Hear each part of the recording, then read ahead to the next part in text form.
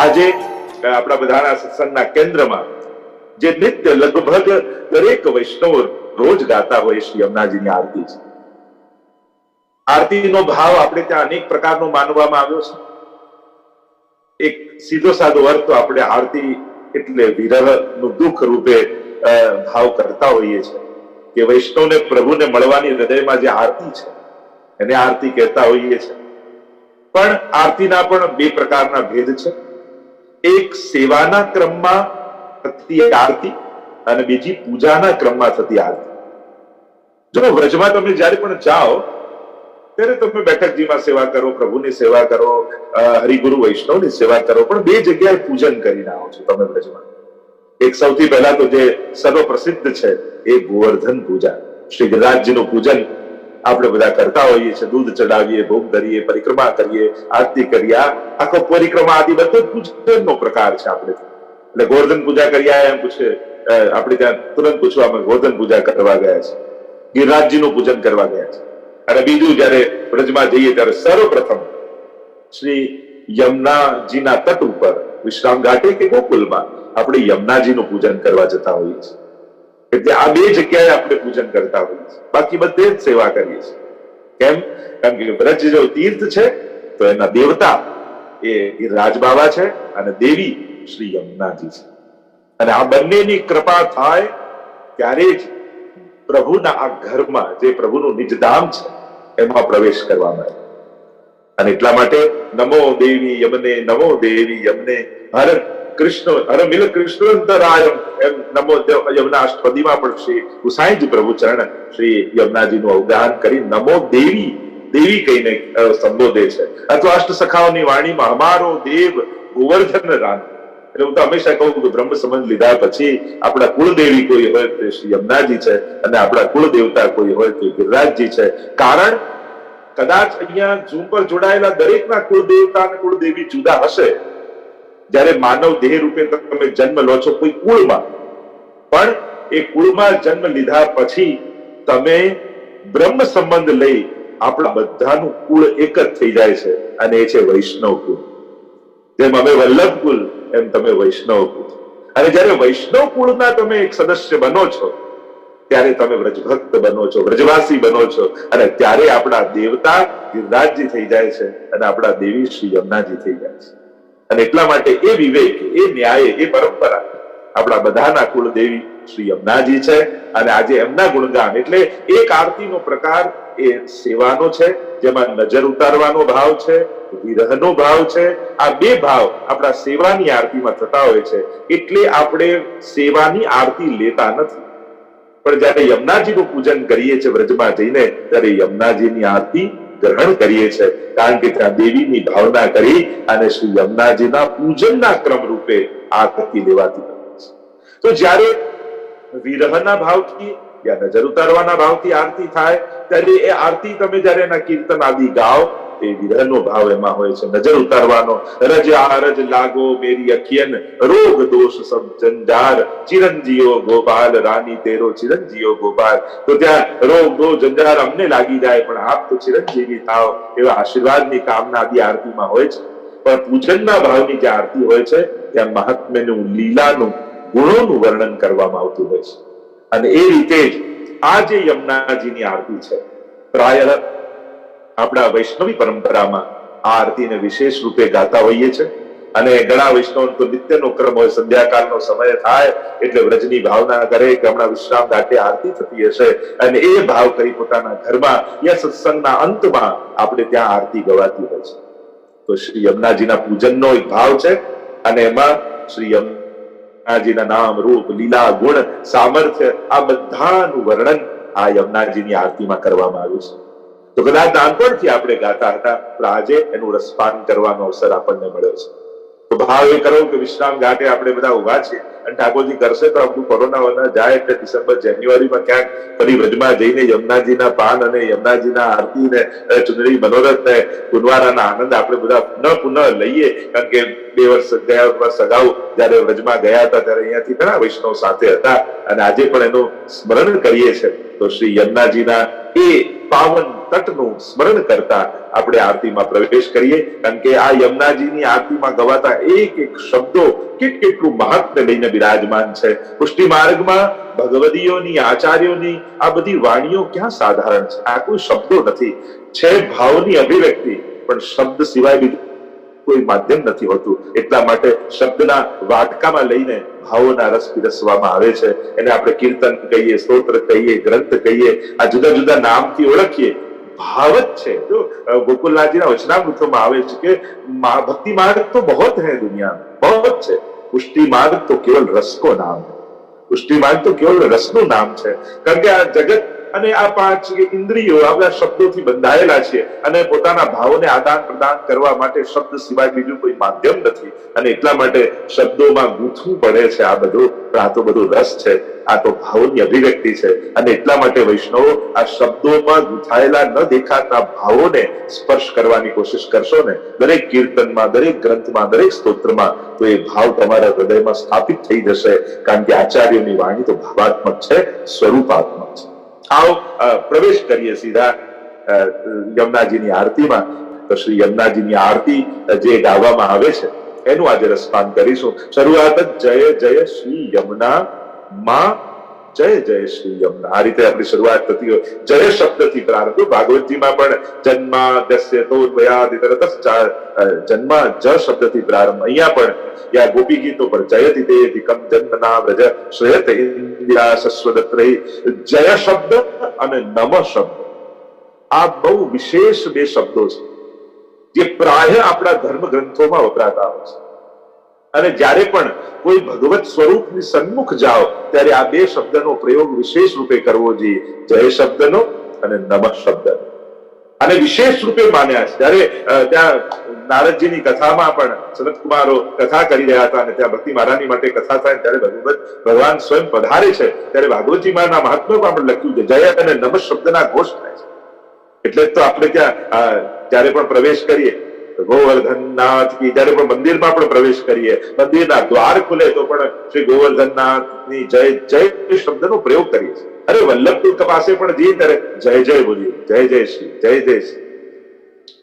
ઘણા લોકો short form માને, ઘણી જગ્યાએ અમે જઈએ તેમ માને કે આમનું કદાચ નામ મોટું હશે એટલે જય જય શ્રી એમ ઇંગ્લિશમાં સમજતા હોય છે, પણ એ ખરેખર જય જય શબ્દ છે, જય ઘોષ કરવામાં આવે।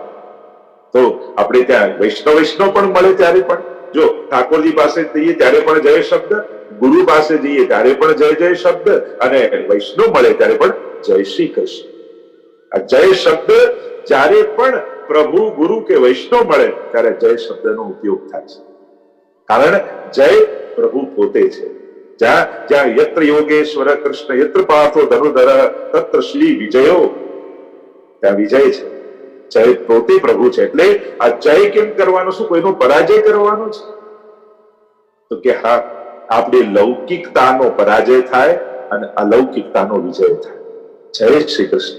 કૃષ્ણનો જય થવો એટલે કૃષ્ણ એટલે અલૌકિક, કૃષ્ણ એટલે આનંદ, કૃષ્ણ એટલે મંગલ, એટલે અમંગલ, અલૌકિકતા અને આ બધાનો નાશ થઈ આપણી અંદર કૃષ્ણનો જય થાય। અહીંયા કહ્યું જય જય શ્રી યમુના, બે વાર જય, કારણ ભાગ્ય સૌભાગ્ય શ્રી યમને જોડે। ભાગ્ય અને સૌભાગ્ય બંનેની દાત્રી શ્રી યમુનાજી છે। ભાગ્ય એટલે કર્મોથી જે મળે ભાગ્ય અને સૌભાગ્ય એટલે કૃપાથી જે મળે સૌભાગ્ય। અને લૌકિક મળે તો ભાગ્ય, અલૌકિક મળે તો સૌભાગ્ય। અનેક પ્રકારથી આ અત્યારે એનો વિસ્તાર નહીં કરવું, પણ ભાગ્ય અને સૌભાગ્યની ખૂબ વિશાળ વ્યાખ્યા કરી શકાય છે। પ્રભુ મળ્યા તો ભાગ્ય, પ્રભુની સેવા મળી તો સૌભાગ્ય, પ્રભુએ કૃપાનું દાન કરીને જીવનમાં સુખ આપ્યું તો ભાગ્ય, પણ જીવે પ્રભુના સુખનો વિચાર કર્યો તે સૌભાગ્ય। તેવા અનેક પ્રકારથી વિચારણા કરી શકાય। તો આ બે પ્રકારનો જય એ ભાગ્ય અને સૌભાગ્યનો સૂચક છે। અને જય જય શ્રી યમુના, યમુના શબ્દનો પ્રયોગ કર્યો। યમ ઉના, યમુનાજીનું નામ જ જો સંક્ષિપ્તમાં સમજાવું તો યમ એટલે યમરાજ અને ઉના એટલે એમના નાના બેન અને એનાથી શબ્દ બને છે યમુના। યમુના નાના બેન નો જય જય થાય। એટલે જ આપણે ત્યાં યમુના જાકો નામ યમ ના હે વહાં યમ ના હે, ત્યાં યમ આવતો નથી। તો જય જય શ્રી યમુના માં, જય જય શ્રી યમુના। અહીંયા માં તરીકે સ્તુતિ કરી છે। પછી વર્ણન કરશે ત્યારે સખી રૂપે કરશે. જો જીવના આ પ્રત્યેક વૈષ્ણવનો બે પ્રકારનો સંબંધ યમુનાજી સાથે છે, એક માં અને બાળક તરીકેનો અને બીજો લીલામાં સખી તરીકે. આ બે પ્રકારના સંબંધ આપણે ત્યાં યમુનાજી સાથે પ્રત્યેક વૈષ્ણવના માનવામાં આવે છે. તમે માનવ દેહમાં છો, લૌકિક દેહમાં છો, માનવ દેહમાં છો, બ્રહ્મ સંબંધ લીધું અને ત્યારે તમારો સંબંધ આ જગતમાં યમુનાજી સાથે માં અને બાળક તરીકે. પણ જ્યારે તમારું લીલામાં પ્રાપ્તિ થશે અને સખી રૂપ ધારણ કરશો ત્યારે યમુનાજી સાથે તમારો સંબંધ સખી તરીકે. તો આ બે પ્રકારના સંબંધ આપણા યમુનાજી સાથે માનવામાં આવ્યા છે. ન જાતુ યમ યાતના ભવતી તે પયપાનક, એ મહાપ્રભુજી પણ યમુનાષ્ટકમાં પયપાન કહ્યું કે તમે જયારે યમુનાજીના હાથમાં અંજલિમાં પાન કરો છો ત્યારે તમને જલ દેખાય છે, પણ યમુનાજી તમને જલનું પાન નથી કરાવતા. યમુનાજી તમને પોતાના પય દુગ્ધનું પાન યમુનાજી કરાવે. આ દુગ્ધનું પાન શ્રી યમુનાજી કરાવી તમને બાલક માનો જનની રાખત પુત્ર બારે. 41 પદનું જો સંગતિ લેવા જવું ને, આ યમુનાજીની આરતીની તો 7 દિવસ કથા કરવી પડે. બાકી 41 પદ આમાં સમાઈ શકે છે. એવી આપણે ગુણતાથી દર્શન જો યમુનાજીની આરતીનું કરો તો 41 પદનું સાંકેતિક સ્વરૂપ આપણને જોવા મળે. તો માનો જનની રાખત પુત્ર બારે, યમુનાજી કઈ રીતે રાખે? માનો એક બાળકને માં રાખે. હવે માં બાળકને કઈ રીતે રાખે એની જો ચર્ચા કરી તો ઘણી થાય, એનો વિસ્તાર થઈ શકે કે બાળકનું માં કઈ રીતે લાલન પાલન પોષણ કરતી હોય છે. બસ યમુનાજી પણ એક ભક્તનું, શરણે આવેલા જીવનું એ રીતે પોષણ કરે છે. પણ સાધારણ લૌકિકમાં પોષણ કરે દેખાય, આ અલૌકિકમાં એ ભાવનું પોષણ કરનારી છે. એ સાધારણ દ્રષ્ટિએ દેખાતું નથી, પણ એની જયારે ચર્ચા આગળ નીકળશે તો કરીશું. એવા શ્રી યમુનાજી સાથેનો પહેલો સંબંધ આ ભૂતલ પર રહેલા જીવનો મા તરીકે છે. અને એટલા માટે આપણે ત્યાં બે માની ચર્ચા પુષ્ટિ માર્ગમાં છે. એક ઠાકોરજીની માં એ યશોદામાં, અને ભક્તની માં એ શ્રી યમને માં. એટલે યમને મૈયા કી જય. બ્રજવાસીઓની બધા આપણે જતા હોય ને ગોકુલમાં, મથુરામાં, જય જમને મૈયા કી, જય જમને મૈયા કી, બ્રજવાસી બોલતા મળ્યા. શ્રી યમને મૈયાનું સ્મરણ કરાવે તો આપણી માં શ્રી યશોદાજી છે. બંનેમાં ફરક એટલો છે કે ભગવાનની માં ભગવાનને દોરડે બાંધવા ગઈ ને તો બે આંગળ નાના જ પડ્યા, બાંધી ન શકી. પણ ભક્તની માં તો કહ્યું પ્રેમ કે ફંદ તે ગહીજુ રાખે, તુમ જા પઠાવત તહા બધાવત. 41 પદમાં કહ્યું ને, પ્રેમના ફંદાથી ઠાકોરજીને એવા બાંધી રાખ્યા છે કે તુમ જા પઠાવત તહા બધાવત. જ્યાં યમુનાજી કે ઠાકોર પ્રભુ હવે આમ જાઓ, આની કુંજમાં જાઓ, એટલે પ્રભુ દોડતા ત્યાં. હવે કે આજે આના પર કૃપા કરવાની છે તો ઠાકોરજી એના પર કૃપા કરે. તો આમ ભગવાનની માં ભગવાનને બાંધી નથી શકી, પણ આપણી ભક્તોની મામાં એવું સામર્થ્ય છે કે એના પ્રેમની ડોરમાં પ્રભુ એવા બંધાયા છે કે પ્રભુ એ જ્યાં મોકલે, તું જ્યાં પઠાવત, ત્યાં જ્યાં મોકલે ત્યાં ઠાકોરજીને દોડવું પડે છે. અને એટલા માટે જય જય શ્રી યમુના માં, જય જય શ્રી યમુના. અને કેવા છે? જોતા જન્મ સુધાર. એવા શ્રી યમુના, ધન્ય ધન્ય શ્રી યમુના. યમુનાજી કેવા છે? સ્નાનની વાત, ચલો ગંગાજીમાં સ્નાન કરો, કે સ્નાનની વાત અનેક જગ્યાએ થાય, પાનની વાત અનેક જગ્યાએ થાય, પણ યમુનાજીનું સામર્થ્ય કેવું છે? જોતા જન્મ સુધારે.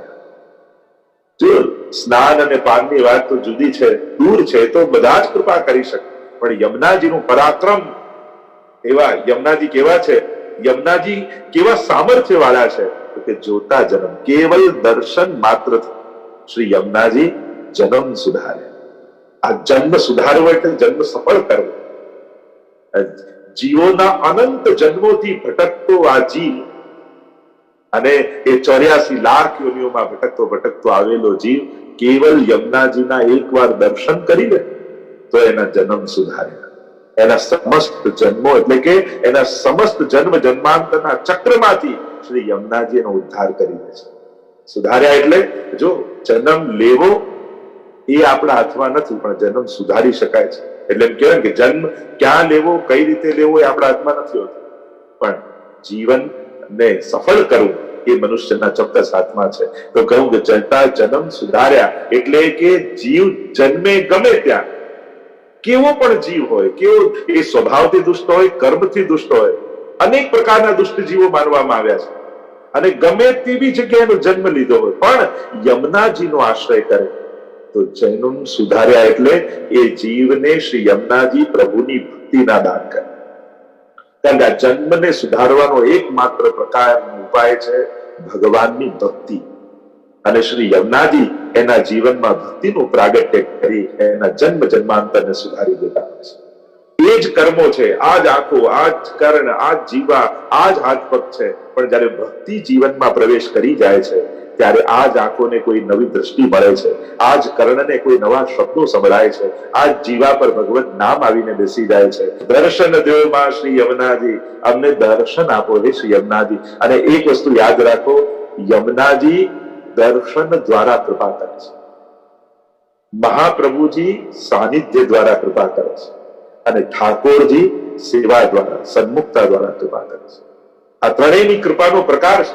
અને યમનાષ્ટકની ટીકામાં આચાર્યોએ બતાવ્યું છે, ભગવાન વિરહમ દત્વા ભાવવૃદ્ધિમ કરોતિ તથૈવ યમના સ્વામી સ્મરણાત સ્વીય દર્શનાત અસ્માદ આચાર્ય વર્યાસ્તુ બ્રહ્મ સંબંધ કરણાત તાપક્લેશ પ્રદાનેન નિજાનામ ભાવવર્ધકા. એમ યમનાષ્ટકની ટીકામાં આચાર્યોએ કહ્યું, પ્રભુ વિરહનું દાન કરી અને ભાવની વૃદ્ધિ કરે. શ્રી મહાપ્રભુજી બ્રહ્મ સંબંધ આપી, અસ્માદ આચાર્ય વર્યાસ્તુ બ્રહ્મ સંબંધ કારણા તાપ ક્લેશ પ્રદાનેન નિદાનામ ભાવવર્ધકા. મહાપ્રભુજી બ્રહ્મ સંબંધ આપી, તાપ ક્લેશ પ્રદાન. અને શ્રી યમુનાજી કૃપા કઈ રીતે કરે, ભાવની વૃદ્ધિ કઈ રીતે કરે, તો કે સ્વીય દર્શનાર્થ, પોતાનું દર્શન આપે, અને પોતાનું દર્શન આપી ઠાકોરજીને સુધી કરાવે.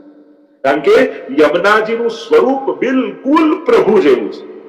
અને એટલા માટે જ્યારે જ્યારે યમુનાજીના દર્શન થાય ત્યારે ત્યારે પ્રભુને પામવાની લાલસા ભક્તની અંદર જાગે કે એ પ્રભુનું સ્વરૂપ ક્યારે મળશે. અને એટલા માટે ઠાકોરજી સેવા દ્વારા પ્રાપ્તિ થાય, કૃપા કરે. શ્રી મહાપ્રભુજી સાનિધ્ય માત્ર દત્તા શ્રી કૃષ્ણ પ્રેમા, શ્રી મહાપ્રભુજીના સાનિધ્યથી કૃપા થાય, પણ શ્રી યમુનાજીના સ્મરણ અને દર્શનથી કૃપા થાય. અને એટલા માટે કયો જોતા જન્મ સુધાર્યા, ધન્ય ધન્ય શ્રી યમુના. ધન્ય યમુનાજીને કહે. આપણે ત્યાં આટલા લોકોને ધન્ય કહ્યા. વેણુ ગીતમાં હરણીઓને ધન્ય કહ્યા. ધન્યા સ્વમૂળ મતયો હરિણ્યેતા યા નંદ નંદન મુપાત વિચિત્ર વેશમ આકર્ણ વેણુ રણિતમ સહકૃષ્ણ સારા પૂજામ દધુ વિરચિતામ પ્રણયાવલોકૈ. હરણીઓને ધન્ય કહ્યા. કેમ? આ ગોપીઓ બોલે છે કે હરણીઓ ધન્ય છે. કેમ? કારણ જે દર્શન અમને નથી થતા એ દર્શન હરણીઓને થાય છે. અને બે ત્રણ કારણ, એમ તો ઘણી બધી ચર્ચા એની છે. સહકૃષ્ણ સારા, એક તો ધન્ય એટલા માટે કે અહીંયા અમે એકલી પ્રભુના ગુણગાન કરીએ છીએ, પણ આ હરણીઓની સાથે તો એમના પતિઓ બિરાજમાન છે. પોતે દંપતી રૂપે પતિ પત્ની બંને ભેગા મળીને ભગવત દર્શન કરી રહ્યા છે, એટલે ધન્ય છે. અથવા એમ કહ્યું કે જયારે યશોદાજી વસ્ત્ર અને શૃંગાર ધારણ કરાવી અને ઠાકોરજીને મોકલે ખરા, પણ અહીંયા વનમાં રહેલી ગોપીઓ છે ને, એમણે તો જે મનોરથ કર્યો હોય એ પ્રમાણે વસ્ત્ર શૃંગાર કર્યા, સિદ્ધ કર્યા. એટલે જે યશોદાજી ધરાવ્યા હોય એ વડા કરે, અને ગોપીઓએ મનોરથ પ્રમાણે જે વસ્ત્ર શૃંગાર સિદ્ધ કર્યા હોય એ ઠાકોરજીને ધરાવે. ત્યારે એ વડા કરે ના ધરાવતા હોય ત્યારે હરણીઓ ઠાકોરજીના સર્વાંગના દર્શન કરે છે. અને એટલા માટે ગોપીઓ કહે અમને દર્શન નથી થતા, એ દર્શન હરણીઓને થાય છે.